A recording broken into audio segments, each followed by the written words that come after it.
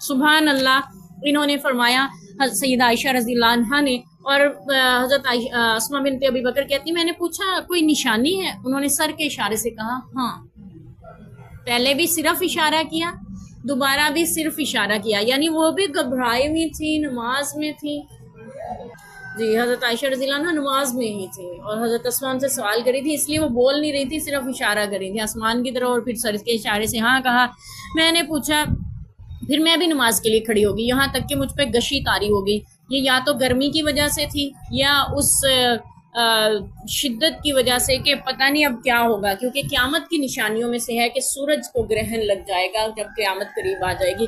तो सहाबा इकराम इस चीज़ से डरते बहुत थे कि शायद क़यामत ना वाक़या हो जाए, तो हो सकता है इस निस्बत से भी उन पे गशी तारी होगी कि क़यामत का खौफ या फिर गर्मी की। तो मैं अपने सर पर पानी डालने लगी। जब नमाज ख़त्म हो चुकी, कुसूफ जाता रहा, तो नबी पाक सल्लल्लाहु अलैहि वसल्लम ने अल्लाह की हम्द व सना बयान फरमाई और फरमाया, जो चीज़ अब तक मुझे दिखाई ना दी थी वो मैंने इस वक्त अपनी जगह खड़े खड़े देख लिया। ये आप सल्लल्लाहु अलैहि वसल्लम जब सलातुल कुसूफ पढ़ रहे थे ना, आप सल्लल्लाहु अलैहि वसल्लम अदा फरमा रहे थे, तो आपको जन्नत और जहन्नुम का मुशाहिदा करवा दिया गया था। ये आप सल्लल्लाहु अलैहि वसल्लम की, हाँ जी, नमाज में।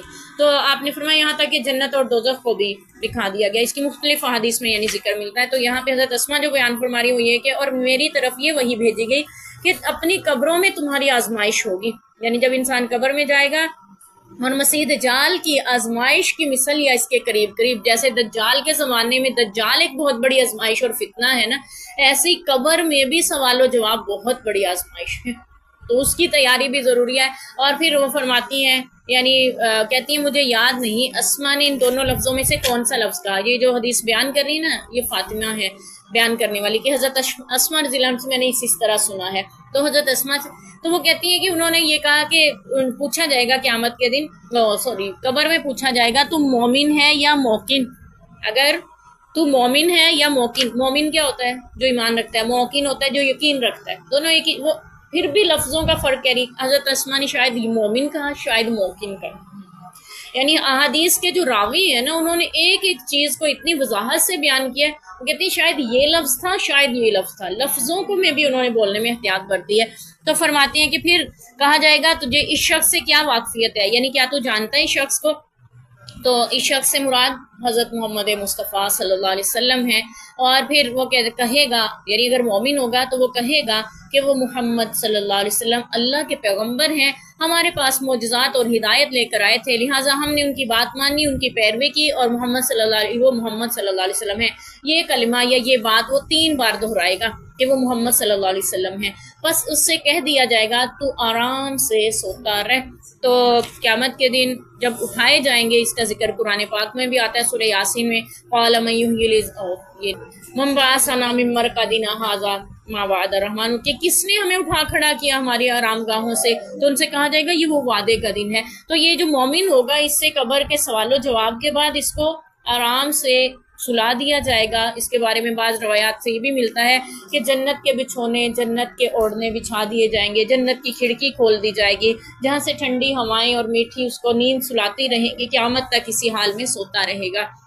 और जो मुनाफिक होगा या काफिर या शक करने वाला होगा, तो फातिमा यानी जो रावियाँ हैं वो फरमाती, मुझे याद नहीं अस्मा रज़ी अल्लाह अन्हा ने इन 2 लफ्ज़ों में से क्या कहा था, यानी 2 लफ्ज़ ये कहा था या वो ये कहेगा। जब उससे पूछा जाएगा कि इस शख्स के बारे में, यानी मोहम्मद सल्लल्लाहु अलैहि वसल्लम के बारे में तो क्या जानता है, तो वो कहेगा मैं नहीं जानता। या ये कहेगा कि जो लोगों से मैंने कुछ सुना था इसके बारे में, लेकिन मैं इसके बारे में कोई यकीन वाली बात नहीं रखता। तो ये कुछ ला अदरी कहेगा, या फिर ये कहेगा कि शैयन यक़ूलून समीअतुन नास यक़ूलून शैयन फ़क़ुल्तु, जो लोग कहते थे मैं तो वही कहता था।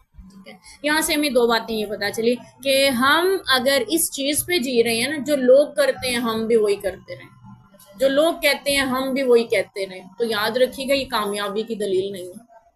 वो कहें जो हमारे नबी पाक सल्लल्लाहु अलैहि वसल्लम फरमा के गए हैं, वो करें जो हमारे नबी पाक सल्लल्लाहु अलैहि वसल्लम सिखला कर गए हैं, तो आप दुनिया में भी कामयाब हैं और आखिरत में भी। अच्छा, इससे एक बात तो ये पता चली, यानी इमाम बुखारी इस हदीस को लेके आए हैं बाबुल इल्म में, इस वजह से कि हम पीछे पढ़ रहे थे कि इशारे में भी बताया जा सकता है। तो हज़रत आयशा इस इशारे में बता रही थी, आसमान की तरफ इशारा करी सर से। नफली नमाज में इतना सा इशारा किया जा सकता है, फ़र्ज़ में नहीं। मुनफिल नमाज है ना कुसूफ, सलातुल कुसूफ। और दूसरा ये पता चला कि जब कहीं कुसूफ और खुसूफ हो यानी सूरज ग्रहण या चांद ग्रहण तो नमाज का अहतमाम किया जाए, नबी पाक की सुन्नत है। और ये भी पता चला कि कब्र में नबी पाक सल्लल्लाहु अलैहि वसल्लम के बारे में सवाल किया जाएगा। और बाज़ रवायात से ये मिलता है, यानी बाज के नज़दीक ये है कि आप सल्लल्लाहु अलैहि वसल्लम को हर शख्स की कब्र में ले जाया जाता है, पेश किया जाता है। अब यहाँ पे कब्र कौन सी है, ये दुनिया की ज़मीन की मट्टी वाली कब्र है या आलम बरज़ख में है जहाँ रूहों को सुला दिया जाता है, जिसम यहाँ मट्टी में मट्टी हो जाते हैं, तो वहाँ पे आप सल्लल्लाहु अलैहि वसल्लम का दीदार करवाया जाए। लेकिन आज के दौर में इसको समझना बिल्कुल भी मुश्किल नहीं है, क्योंकि आज तो के दौर में हमारा डिजिटल मीडिया इस कदर तेज़ है कि एक ही वक्त में एक ही शख्स को हज़ारों सैकड़ों पूरी दुनिया में देखा जा सकता है। ठीक है, तो अल्लाह ताला के पास तो इससे भी जदीद इंतजामात होंगे, वो नबी पाक सल्लल्लाहु अलैहि वसल्लम को हर कब्र में दिखा सकते हैं और इस पे कादिर हैं। इसीलिए वो एक शेर भी कहा जाता है ना कि जिस दिन तो सुने आए विच कब्र दे आका ने दीदार कराना है, दीगरदाए मर जाऊं। ठीक है, सुना हुआ है आपने ना।